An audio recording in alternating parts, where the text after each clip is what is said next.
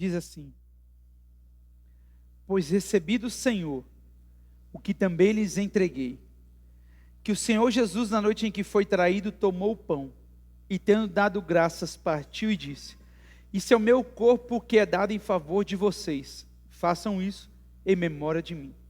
Da mesma forma, depois da ceia, ele tomou o cálice e disse: este cálice é a nova aliança no meu sangue, façam isso sempre que o beberem em memória de mim, porque sempre que comerem deste pão e beberem deste cálice, vocês anunciam a morte do Senhor até que Ele venha.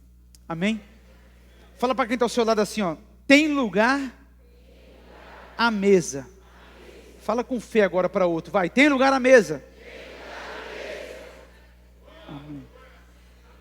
Aleluia. Essa noite eu queria falar um pouquinho sobre 3 palavras que a gente encontra na ministração da ceia, que são provisão, proteção e posição. Mas antes de nós chegarmos lá, eu queria falar com vocês acerca da mesa. A mesa é o lugar onde Deus se revela e a vida ela é alinhada. Quando nós olhamos para a nossa vida, quando nós olhamos para o contexto de igreja em que nós estamos, a igreja desse século, quando nós olhamos para a igreja desse século, a gente vê que há algumas coisas muito diferentes daquilo que alguns aqui já viveram.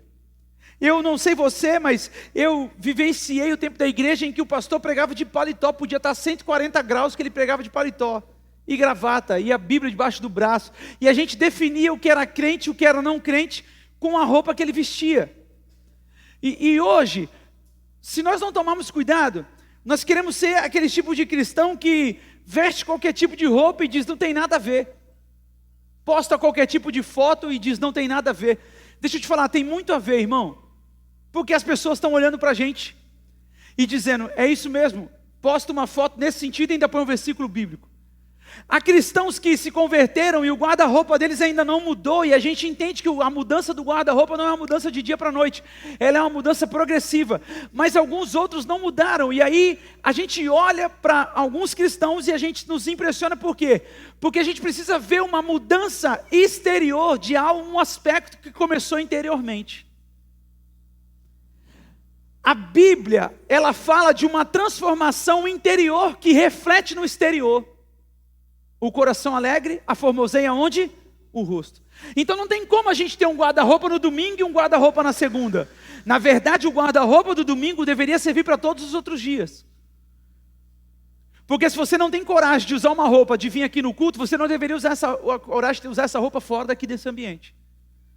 Então, quando nós falamos acerca disso, o desafio do pastor, o desafio pastoral, no mundo, nesse século, é transformar esse ambiente em um lugar de mesa, onde todos se assentam e a vida é transformada. Porque há algumas coisas que a gente precisa mudar na nossa vida, e assumir um papel de cristão que somos. Em 2026, Deus vai olhar para a gente e dizer, será que ele está sendo cristão de fato? Ou como eu disse aqui na quinta-feira, ele ainda tem lá cristão, e aí põe no bio do Instagram, cristão sagitariano com ascendente em virgens. Porque tem gente que põe no Instagram, cristão corintiano, também não dá certo, irmão. São Paulino, santista, vai lá, sei lá que time você torce, flamenguista, sei lá. Não condiz. Eu estou brincando, sobre o time, sobre o signo eu estou falando a verdade. Então você precisa entender que a mesa é esse lugar onde a gente tem entendimento de algumas coisas, onde a gente aprende algumas coisas. E quando falamos de mesa, irmão, nós não estamos falando apenas de um móvel, nós estamos falando de um ambiente espiritual. Na Bíblia, a mesa sempre foi lugar de encontro, sempre foi lugar de formação, de aliança, de revelação. Então a mesa como um princípio bíblico é o seguinte: desde o Antigo Testamento, Deus usa a mesa para comunicar algo profundo para nós. Por exemplo, no tabernáculo, havia a mesa dos pães da proposição, símbolo da provisão contínua de Deus. Davi, nos Salmos, declara o seguinte: preparas uma mesa perante mim na presença dos meus inimigos. Está falando de uma guerra, está falando de enfrentar um problema, e ele não está tirando a mesa do problema. Ele está dizendo, até na guerra a mesa continua ali preparada. Jesus nos evangelhos senta à mesa com pecadores, com prostitutas, com os discípulos, com famílias, com o estrangeiro. Então a mesa nunca foi um detalhe, sempre foi estratégia de Deus. Por quê, pastor? Porque a mesa é ela que restaura o nosso coração. A mesa tem esse poder de restaurar o nosso coração. Então a igreja de Jesus não nasceu em púlpito, gente. Não nasceu com luzes, não nasceu com som, não nasceu com estrutura. Gente, tudo isso é muito bom, tudo isso é necessário. E quando eu disse aqui sobre nós tirarmos um pouco a nossa expectativa de tudo que vai acontecer, não é para a gente fazer um culto de qualquer forma para Deus, mas é para que isso não roube a nossa paz e a nossa alegria de estar na presença de Deus no culto. Obviamente, gente, precisa ter um ensaio, as coisas precisam fluir, precisam acontecer, a gente investe para que isso aconteça, mas a gente não pode olhar para isso e pensar, Deus se empolga com a estrutura. Gente, Deus não se empolga com telão, Deus não se empolga com luz, Deus se empolga com o coração contrito e quebrantado. A Bíblia não está dizendo sem luz, a Bíblia não está dizendo sem telão, sem músico, sem banda, tudo isso é bom, tudo isso é muito ótimo, mas a Bíblia diz, sem fé é impossível agradar a Deus. Então a mesa, o cristianismo, ele nasceu nas casas, nasceu nas mesas. Por quê, pastor? Porque a mesa sempre foi o lugar mais espiritual da casa. Gente, é na mesa que as famílias são formadas, eram formadas. Eu sei que tem uma turma aqui como eu, que não se assentava à mesa antes do pai sentar. Tem uma turma aqui que só pegava uma mistura quando o pai pegava a primeira vez. Já sentava no domingo falando, é o frango domingo? A coxa é do pai, ninguém põe a mão na coxa. Aí ficava aquela guerra, e a outra coxa, e a asa, e a outra asa. Calma, o pai gosta dessa parte, então ninguém põe a mão. Hoje, a gente fala, dá comida para essas crianças, pelo amor de Deus, tira, sai. Some daqui, vai comer para outro canto. É assim ou não é, gente? Errado. Está errado. Não, lá em casa também de vez em quando é assim, mamãe, está errado. Está errado. A gente precisa entender que é na mesa que as famílias são formadas. É na mesa que as alianças eram feitas. É na mesa que o pão era partido. É na mesa que a fé era ensinada aos filhos. O problema, sabe qual é, gente? É que hoje a mesa está ocupada por distrações. A gente senta à mesa com o celular ligado. Tem gente que senta e põe o copo assim de apoio para ficar vendo. Outros sentam e ficam rolando feed.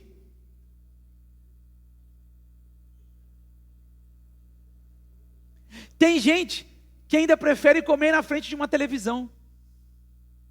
E deixa eu te falar uma coisa, segundo os nutricionistas, quando você come de frente a uma televisão, você não sabe o quanto você está comendo e nem o que você está comendo, porque os seus olhos e o seu cérebro estão ligados na TV e não no seu prato. Talvez esses quilinhos na balança sejam a TV. Vou quebrar a televisão lá em casa. Mas por quê, pastor? Porque a gente está distraído. Notificações, o celular faz... A pessoa já fala, opa. O celular faz plim, a pessoa já fala, tem alguém chamando. O celular faz... Tem gente que coloca o toque diferente da família, e isso é muito legal.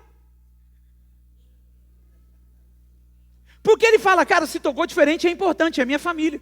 E está tudo certo. Mas se nós não tomarmos cuidado, a gente é roubado disso. As redes sociais estão nos roubando.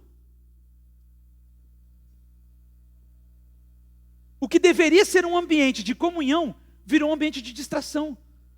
Gente, o que deveria ser um altar, virou passagem. A gente vive um paradoxo. Qual, pastor? Nós nunca estivemos tão conectados e ao mesmo tempo tão distantes.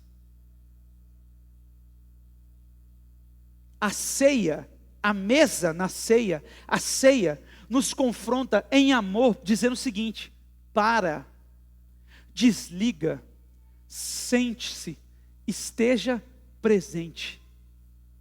Sabe o que acontece, gente? Se nós não tomarmos cuidado, a gente vem para o culto, e enquanto o culto está rolando, a gente acessou 359 vezes o Instagram. Se a gente não tomar cuidado, a nossa atenção aqui está sendo dividida com o nosso próprio WhatsApp. Pastor, tem alguém enfermo, tem alguém doente, a qualquer momento pode ter uma fatalidade, alguma coisa. Irmão, isso é uma coisa esporádica. Tem gente que já acostumou tanto que ele vem para o culto, enquanto o culto está rolando, o louvor está cantando, ele está passando. Ai, que legal, né? Olha lá, o outro está cantando lá na outra igreja também. Para. Desligue. Sente-se. Esteja presente aqui. Porque a mesa restaura o nosso coração. Pastor, lá em casa é uma correria. Um sai mais cedo, o outro chega tarde. Pastor, a gente não consegue ter um tempo de mesa em família. Então esteja ao final de semana. Preze para que no sábado ou no domingo, quando está todo mundo junto, façam as refeições na mesa. Pastor, todo mundo chega por volta do mesmo horário, então consegue jantar junto, fazer um lanche junto, tomar um café da noite, porque já não é mais da tarde, né? É um café da noite juntos, faça isso. Pastor, todo mundo levanta por volta de 4h30, 5 horas, então a gente consegue tomar um café. Aí tem aquele chato que vai dizer, eu não consigo comer de manhã, toma um café sem açúcar, quem sabe desamarga você. Senta à mesa, toma água. O importante é a tua presença na mesa. Por quê, pastor? Porque quem quer, dá um jeito. Quem não quer, dá uma desculpa.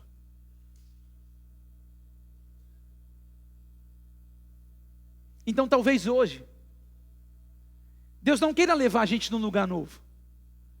Talvez hoje Deus só queira chamar a gente de volta a sentarmos na mesa. A sentarmos na mesa. A mesa que deveria ser um lugar de comunhão, como eu disse, virou um lugar de pressa. A mesa que deveria ser um lugar de revelação, virou um lugar de silêncio. A mesa que deveria ser altar, virou passagem. É por isso que a ceia é tão poderosa, irmão, porque ela nos chama de volta à mesa, de volta ao encontro, de volta à comunhão, de volta à essência. Assim como os discípulos, no caminho de Emaús, Jesus só foi reconhecido na mesa. Gente, deixa eu contextualizar para vocês. Os caras estão indo para Emaús. Aparece alguém na viagem com eles. E esse cara pergunta para ele, por que vocês estão chateados? O que foi o que aconteceu? E os caras falam para ele, você não soube? Nos últimos dias aqui em Jerusalém teve um profeta que fez grandes milagres. E os caras começaram a contar para Jesus o que ele fez. E Jesus começou a falar para eles, conte-me mais, eu quero saber mais. Fala mais sobre isso. E eles vão com Jesus no caminho de Emaús inteiro falando. Mas eles só reconhecem Jesus quando senta à mesa. Jesus levanta o pão e diz, graças te dou, e parte o pão. O que isso nos mostra, pastor? Que há revelações que não acontecem no caminho, elas só acontecem à mesa. Tem revelação que você não vai ter no caminho, você só vai ter quando você parar, sentar, desligar-se, olhar olho no olho, e na mesa você terá a revelação daquilo.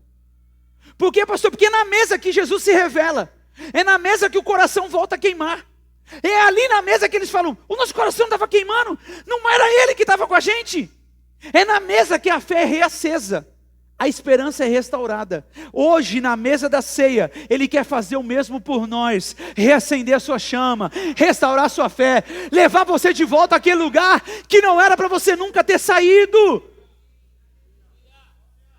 E aí o texto que lemos, Paulo vai dizer o seguinte, porque eu recebi do Senhor, o que também entreguei a vocês.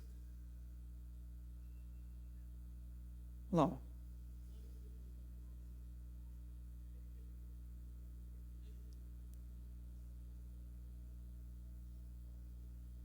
Acontece, gente, mas está acontecendo todo culto. Deixa eu te falar uma coisa, irmão. Não estou dando bronca em ninguém, não. Não é bronca, irmão. Isso aí acontece, a gente esquece alarme, essas coisas, mas preste atenção. Se você está numa audiência e isso acontece, fala para mim, Biga, o que acontece? Você está numa audiência e isso acontece. Um juiz, um homem pecador como você, acaba com você. E eu não estou dizendo que Deus vai fazer o mesmo, irmão. Deus não vai pesar a mão em você.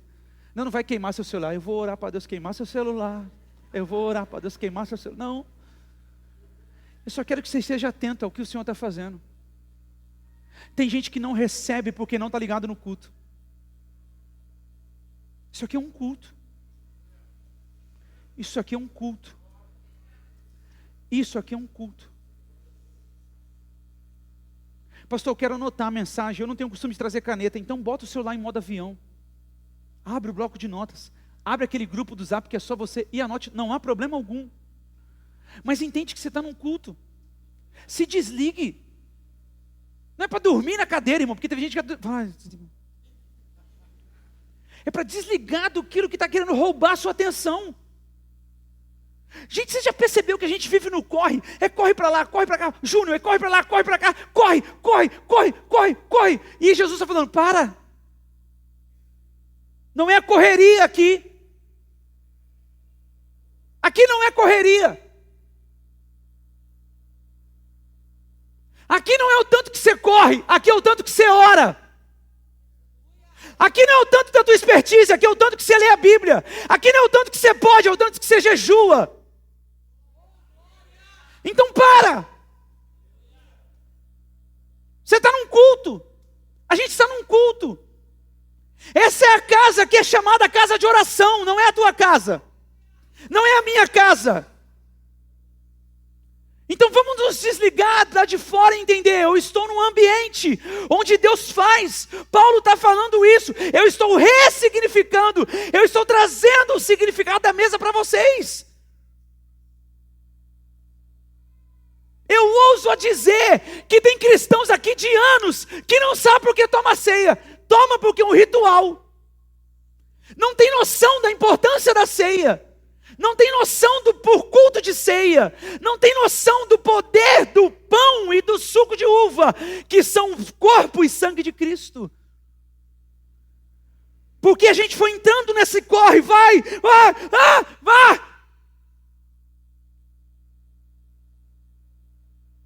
A ceia não é só para fazer em memória, gente, é um reencontro.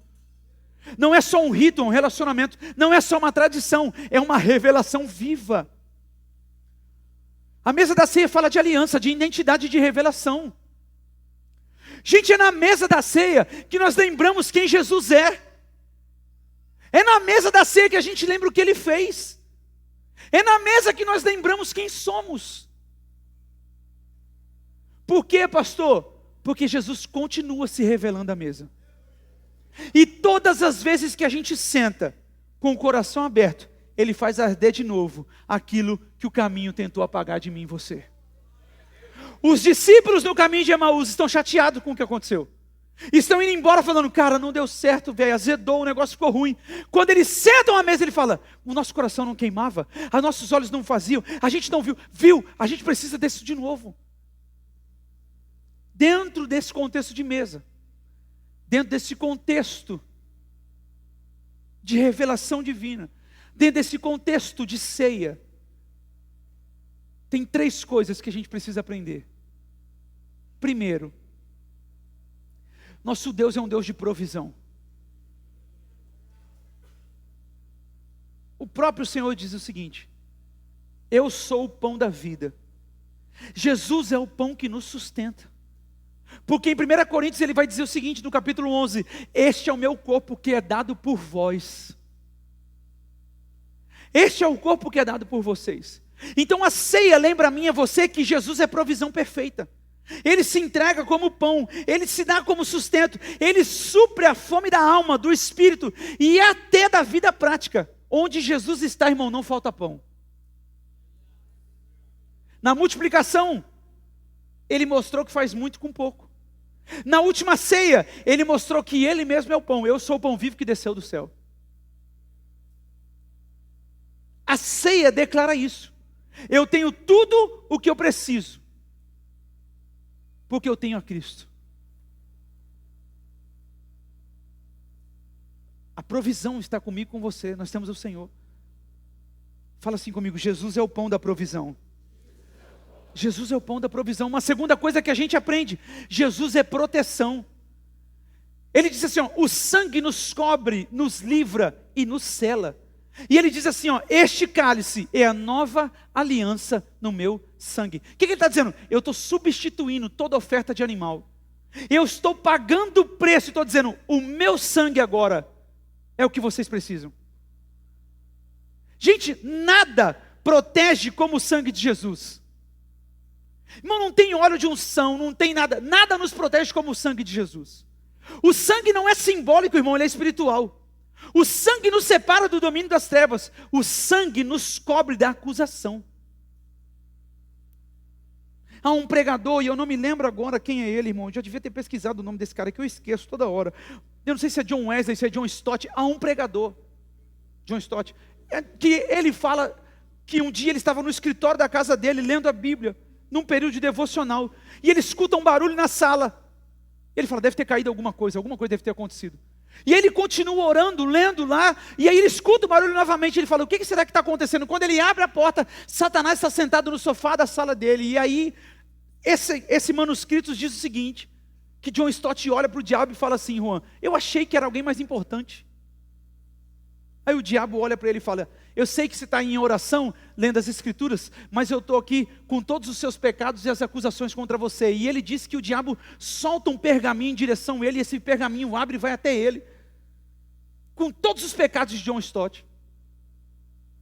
E ele olha para o diabo e fala para ele, de fato, essa lista aí é minha, mas você esqueceu de escrever no final dela, com letras garrafais e com vermelho cor de sangue, o sangue de Jesus me purificou de todos os pecados.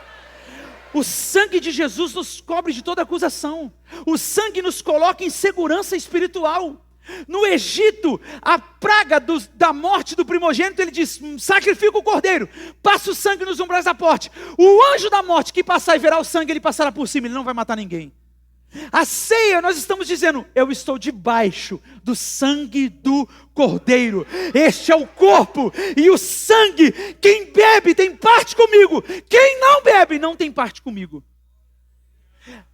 A proteção, a ceia nos lembra que eu não caminho desprotegido, eu carrego o selo do cordeiro, o sangue de Jesus. Uma terceira coisa que a gente aprende é a posição. A ceia lembra quem nós somos. Gente, ceia não é para qualquer um, ceia é para filhos. E Paulo diz assim no capítulo 11, no verso 28, examine-se a si mesmo. Examine-se o homem a si mesmo. Por que ele fala isso? Porque filho tem posição. A ceia reforça a nossa identidade. A gente é filho, gente, não é escravo. Filho tem lugar na mesa. Nós somos herdeiros, não rejeitados. A mesa nos lembra que não somos convidados ocasionais, nós somos parte da família. Você é amado, perdoado, incluído. Jesus coloca você na posição de filho, não pela nossa performance, mas pela sua graça que nos alcançou. A ceia está dizendo, eu tenho lugar à mesa, você tem lugar à mesa. A mesa é para todos os filhos, a mesa é para todos aqueles que decidem sentar e falar, eu vim sentar e ceiar contigo, Senhor. Eu concluo dizendo o seguinte, volte à mesa onde Jesus se revela. Como eu falei, os discípulos no caminho de Emaús, confusos, cansados, decepcionados, com o coração cheio de perguntas. Mas quando eles se assentam à mesa, tudo muda. Essa noite, nessa mesa, Jesus quer restaurar a sua fé. Jesus quer realinhar a nossa identidade. Ele quer renovar a nossa esperança e acender o nosso coração novamente. Então volte à mesa, volte à comunhão, volte ao primeiro amor, volte ao lugar onde Jesus se revela. Tem lugar à mesa para você, tem lugar à mesa para mim, porque na mesa da ceia, aonde o pão é partido e o sangue é lembrado, que Cristo ressurreto se manifesta. Eu queria encerrar falando para vocês o seguinte, tem lugar para mim e para você, tem lugar para nós. Agora, O grande desafio da mesa é o seguinte. Deixa eu te falar uma coisa.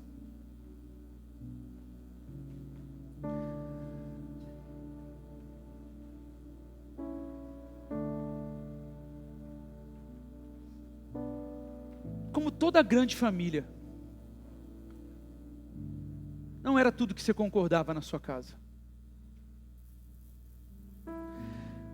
E talvez não é tudo que você concorde aqui dentro. E deixa eu te falar uma parada. Irmão, se o que você não concorda for pecado, vá embora correndo. Saia daqui o mais rápido possível. Agora, se não for, talvez é que Cristo queira fazer algo contigo. Não tem ninguém perfeito aqui, irmão. Agora, como toda família enfrenta suas dificuldades, mas no Natal e no Ano Novo, você estava serrando a boia de alguém.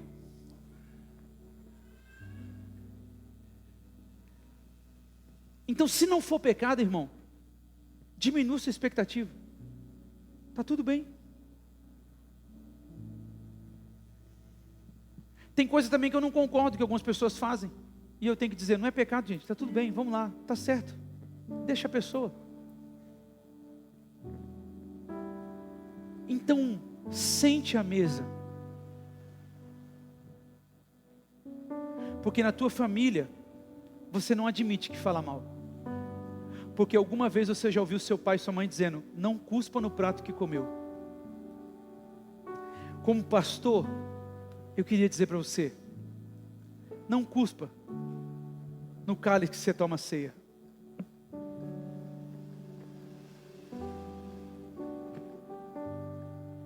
Aprenda a sentar na mesa.